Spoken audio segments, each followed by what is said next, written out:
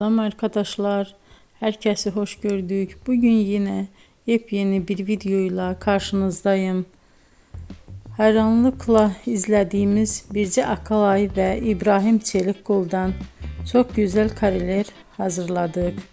Onlar Siyah Beyaz Aşk dizisinde Ferhat ve Aslı karakterlerine hayat vermiştiler ve herkes tarafından çok beğenilmişti. Biz de onların en özel ve en güzel fotolarını sizler için hazırladık. Bu muhteşem videoların devam etmesini istiyorsanız bol bol yorum yazıp ve bildirimi her zaman açık bırakın ki videoların ilk önce siz görün. Herkese teşekkür ederim. Bizden bu kadar.